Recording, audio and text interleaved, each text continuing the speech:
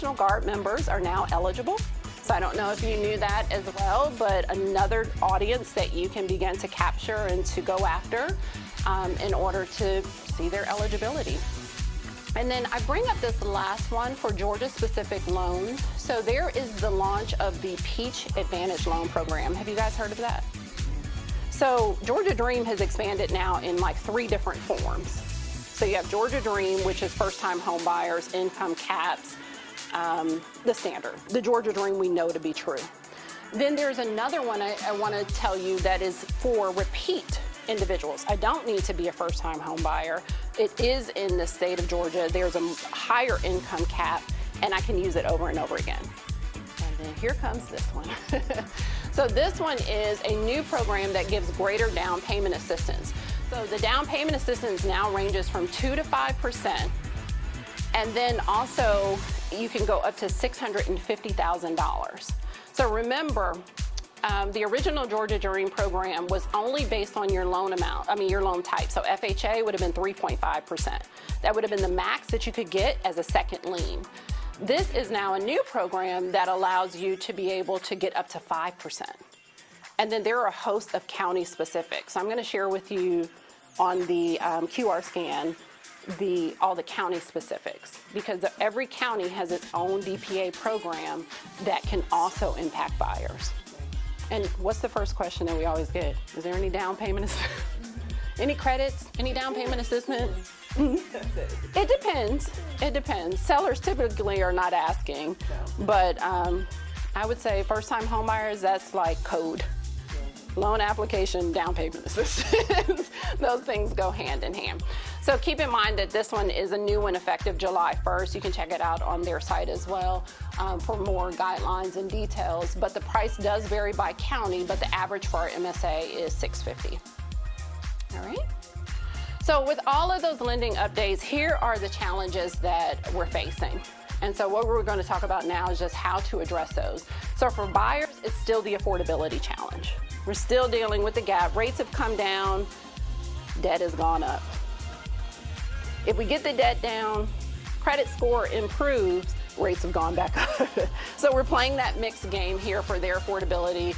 There's economic concerns. If I talk to most buyers today, they're concerned about their job, the stability of their income.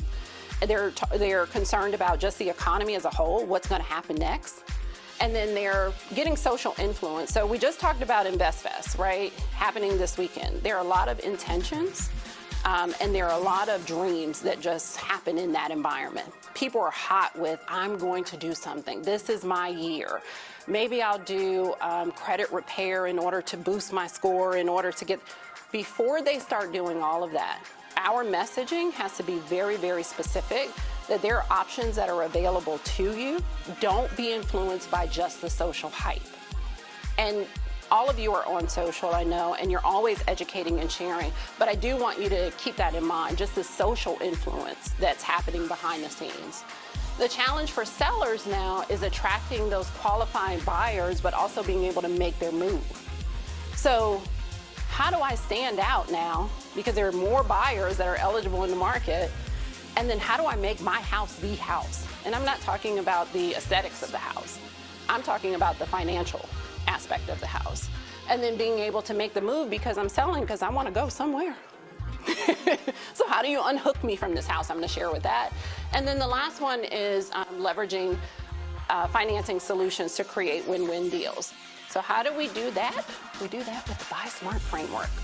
All right, so this is like my baby. This is the, I'll call it the solution that I've created in order to accelerate closing times, remove the unknowns, and be able to give pre-work to a buyer to be able to do exactly what they need to do now so they can prepare to buy later. And so what it does is simplify the process for them. For you, it delivers better prepared clients. So everybody in my database, I'm going back through and we're doing an assessment. Where are you? Why are you? How do you? In order to make it work. And then also we're talking about pre-underwriting conditions, but education behind it as well. So what does that feel like to the buyer and to you? feels like this. In your home buyer consultations, you're confirming the goals, the timeline. I'm confirming the financial readiness. Invite me to those calls. Let's have that initial discussion to make sure that everybody's aligned and on the same page at the same time. Then we want to, based on what we hear, identify their readiness. Okay, so we got some credit we need to clean up, some debt we need to clean up. We have some credit that needs to be improved. We have some savings that needs to be accumulated. We have some gifts that we've never explored, like birthday, holidays coming up. Go fund your house, right? Prior to 60, at least 60.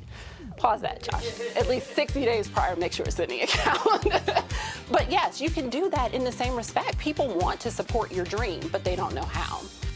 Credit optimization, I do not do credit repair in any way, shape, or form. But I do have solutions specifically from the credit bureau that allow me to calculate scores, if-then scenarios, time frame scenarios, pay down scenarios. So all of those things help me to say, you're at a 580. I really want you to get to a 620. You qualify at 580, but your interest rate at 620 is going to be so much more favorable, you can afford more house. So here's how you do that. And then give them that structure. And then pre-underwriting. So one of our partners that is not here today, her client is doing this process right now. And in one of yours yesterday that we started taking through. Basically, I've collected everything that I need to, other than a contract to purchase. We've submitted it to underwriting.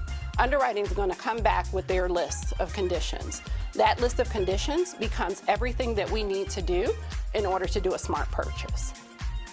We'll know specifically what activities they need to complete, what they're going to be sourced on, if they need a letter of explanation, what's the challenge behind the deal. We get all of that information up front. So then once we have that, which only takes 48 hours, by the way. So we're not talking about days and weeks and things like that, but 48 hours to get the information. Then we're talking about being able to purchase based on their financial goals, what we know they can afford, what's going to close at the end of the day. But then also you have that client, that lifetime client. And I think for all of us, you know that people only stay in their homes 3 to 5 years, if that, before they're ready to buy again, or social tells them they need to invest, right? Yeah, you own a home? Oh, it's time for you to invest. So we want those lifetime clients. I want you to think about who's in your CRM that's on the fence about buying. Who's kind of like teetering back and forth when really we could just have a conversation, get the information, and then knock out the unknowns. Because that's typically what it is. They're scared. They're nervous. They think you're going to shut them down. They think there's going to be judgment. Whenever I get on the call, the energy changes. And I'm like, why are you mad at me? I'm actually a nice person. But I think it's the financial context. Oh, you want to look at my numbers. Oh, you want my bank account information. And I tell people all the time, when I look at bank statements, I'm looking at balance, I'm looking at deposits, I'm looking at time frame. I don't care that you went to QT. I don't care that you DoorDash every day. None of that stuff matters because we're all people of convenience. So think about who's in your CRM that's on the fence that could benefit from the solution as a whole. All right, so I want to introduce you to a few loan programs that are going to help us to be able to do this and be able to put people in the right direction, and to give you some terminology and some quick characteristics that you can say, oh, that's her, or that's him, or they need that, or I didn't know that exists. All right, so on the buy side, 100% financing. This is an FHA government loan that requires no down payment upfront. So the only focus is on the closing costs. We wrap the down payment back into the loan. So it becomes 100% financing. Say FHA is 96.5%, that's the FHA component. Down payment is 3.5. We are financing both together at 100%, so down payment's been eliminated. What it does is, does it increase their monthly payment? I would say yes, slightly. Slightly, because rather than based on 360 months like a standard mortgage, it's based on 120.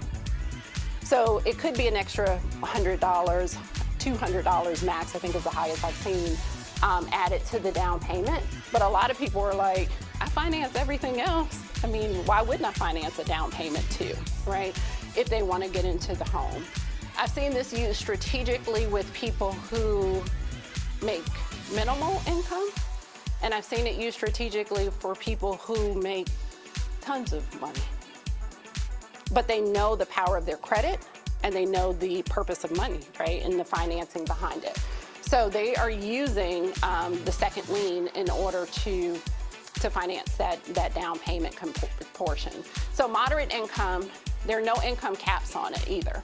So that's the great part about it. No geography limits as well, because you know most of these programs will say you can do this, but you have to live in this area, which typically nobody wants to live in that area, but they're trying to drive people there. I would say this is also for someone who has limited assets. And I say a minimum of $5,000, and I tell everybody you need to at least have $5,000 sitting somewhere accessible to you when you start talking about purchasing a home. One, you're gonna pay an inspection. Two, you got an appraisal. Oh, and you got a down payment now, you know, so, and earnest inspection and appraisal, you already spent, right? So think about that part as well. I tell them at least a minimum of $5,000 in accessible funds. And then also a 580 credit score. It's an FHA loan, so 580 is the minimum. Of course, the higher the credit score. Think every 20 points, there's a different tier, different loan level price adjustments, LLPAs, if you ever hear that terminology. Can be used on single family, duplex, FHA approved condo, or manufactured homes. So house hacking, of course, people love to talk about. Social influence behind it, best way to get started. You could use a duplex in the same respect. Get credit for the rent on the second half, just like an investor would on a rental property, and then be able to qualify for the home as well. So 100% financing is a definite opportunity for most in the market today, and something I would actually lead with in conversation. To me, when I think about moderate income, I'm thinking about somebody that earns, you know, $50,000 to $60,000 a year, who can absorb an additional $100 to $200 a month because they are financing their down payment. Not the person who is barely gonna make it with just the mortgage, taxes, and insurance. They're already like, you know, it's 57% on the back end. I'm like, you're not gonna, I mean, you're gonna be here 2 years. Yeah, exactly. Yep, so that moderate income. Tracy, your client, Ms. Williams, she used it. And I think I closed her in, 24 on that one. I think she had a 7-point-something%. She was at the high of the market. I refinanced her at the beginning of this year, and she's at a 5.3. And she was like, best decision I ever made, because she didn't come out of pocket with, and that was what, a $600,000 thing? I think it was almost $6. Yeah. She had, I mean, think about her down payment would at least been $20,000. She was like, no, that's what credit is for. So it's definitely a great opportunity. And then always, you know, I pay attention after we close to go back and to refinance appropriately, save money where we can. What's the window for folks to look at refinancing? 6 months, 180 days, if with the same lender. Cut the camera, Josh. If with the same lender, 180 days. Yeah. If you go to another lender, they don't care. They're going, what? The refinance. Yes, they did too. I did look at her, I looked at her numbers, yeah. It wasn't enough room at this point for them to save. Like when I think about refinancing somebody, honestly, I'm looking for them to save at least $200 to $300 a month. To me, that's enough, like, oh, I feel good about this.